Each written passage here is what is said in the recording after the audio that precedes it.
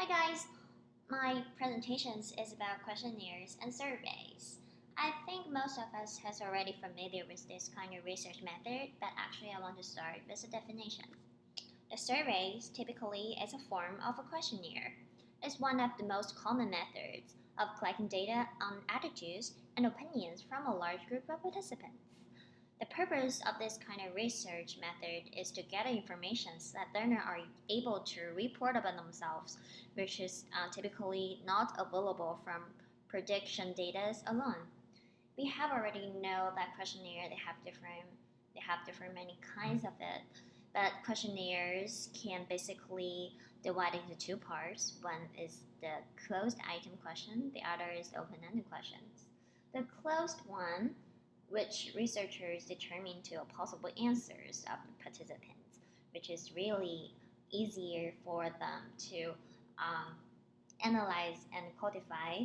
For the open-ended questions, that really allow respondents to answer in different kinds of ways that it really they think is fit, and it can provide an insightful data, and especially it is qualitative data.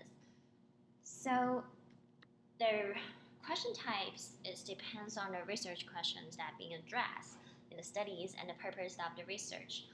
So as I mentioned before, if you have a relative and structured research, it is more appropriate for you to ask open-ended questions.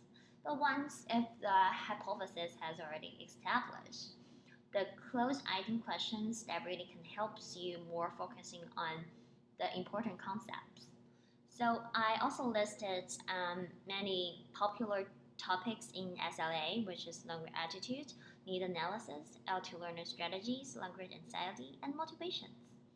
So the basic steps in data collections, that data collection can comes from a variety of sources and interactions. As we know, we have the mail surveys, web surveys, or even through the phones. And also some are researchers that use face-to-face interviews as a follow-up research method.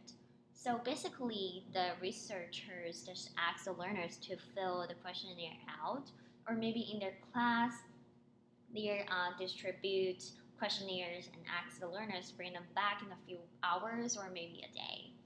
If you use a web questionnaire and surveys, that your system or even computer will automatically collect data for you. After you kind of collecting these data, you have to have a data analysis.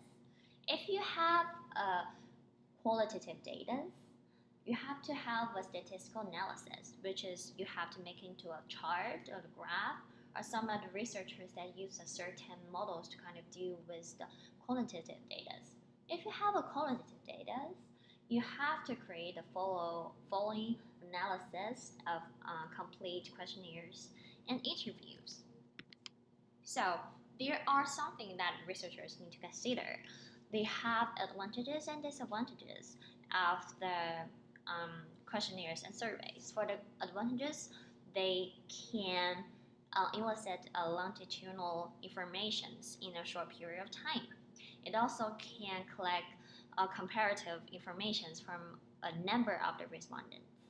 It also can be administered in different forms. It's very convenient, and also it can provide both qualitative insights and quantitative data as well at the same time.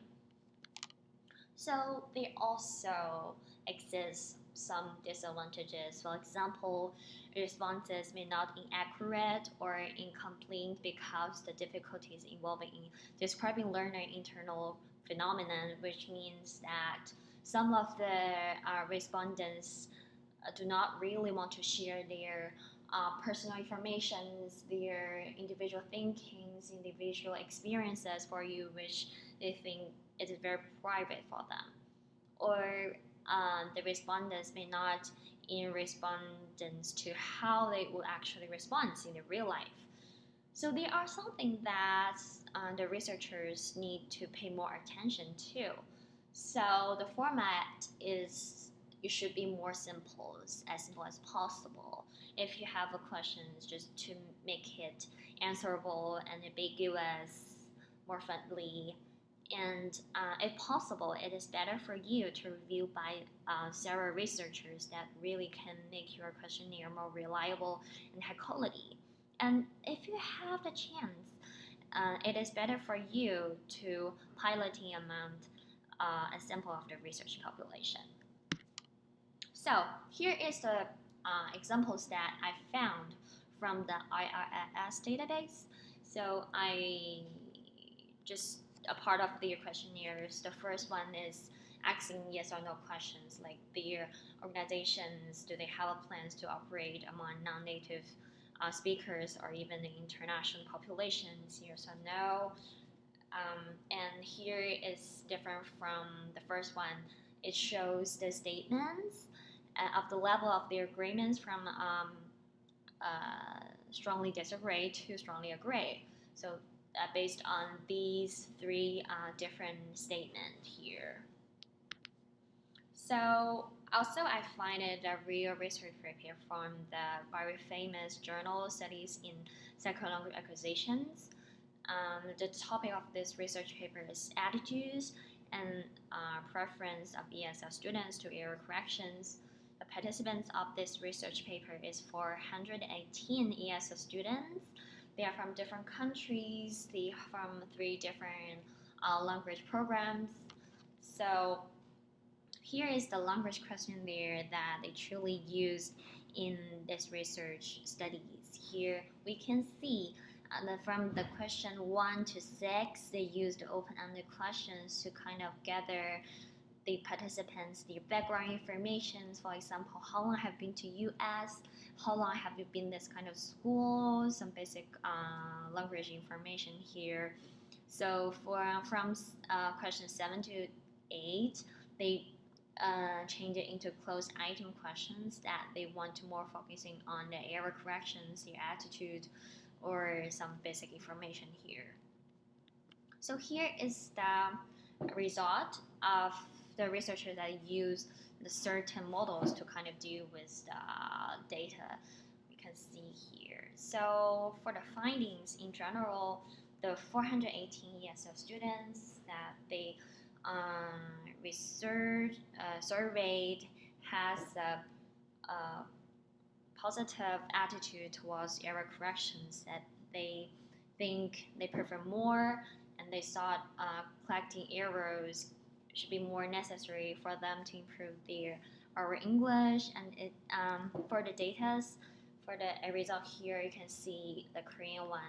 They have a very few numbers of it, so Korean people may not actually have a positive attitude towards error corrections. So it is also very important for educators to know, to learn the restrictions. So the culture can be a very important factor on error correction.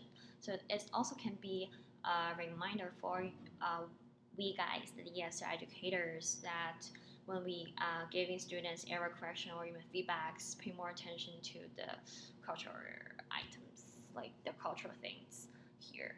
So I believe that questionnaires and surveys that they are widely used in TESOL field, in SLA field, so it's very convenient for educators to both collecting quantitative data and qualitative data at the same time. So yeah, I really like this kind of method.